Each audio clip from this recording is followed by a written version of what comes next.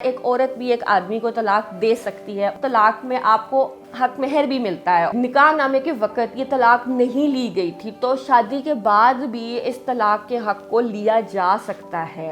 लम्हा न्यूज की वीडियोस देखने के लिए हमारा चैनल सब्सक्राइब कीजिए और साथ ही बने बेल आइकन पर क्लिक कीजिए। अस्सलाम वालेकुम, मैं हूँ रिदा नूर एडवोकेट और आज आपको आपके कानूनी मसाइल का हल बताने के लिए मैं दोबारा आई हूँ लम्हा न्यूज़ पर।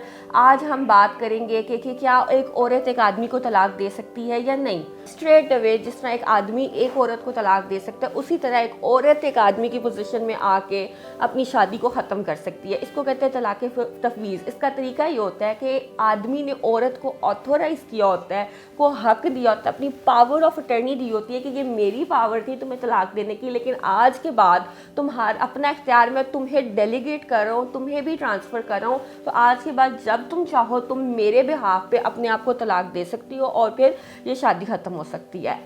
इस तलाक में होता ये है कि आपको खुला में नहीं जाना पड़ता, क्योंकि खुला एक बहुत लंबा हेफ्टी प्रोसेस है जिसमें आपका टाइम, लीगल कॉस्ट बहुत ज़्यादा लगती है और कोर्ट के मुताबिक आपकी शादी ख़त्म होती है।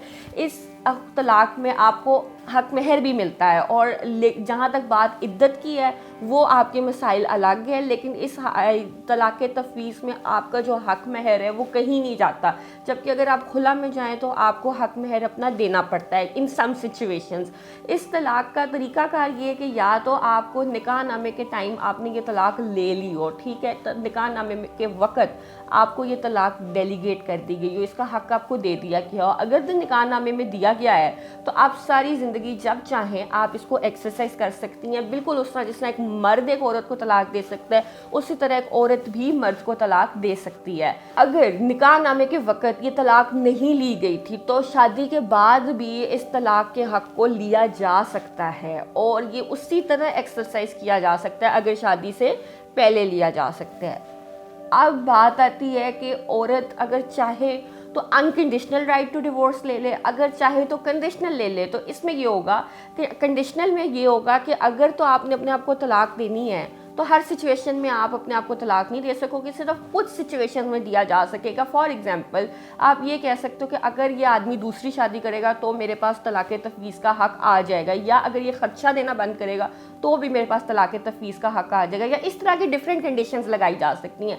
अगर आपके पास कंडीशनल राइट टू डिवोर्स है तो फिर वो आप हर सिचुएशन में एक्सरसाइज नहीं कर सकेंगे, बल्कि सिर्फ तभी एक्सरसाइज होगा जब वो कंडीशन पूरी होती है।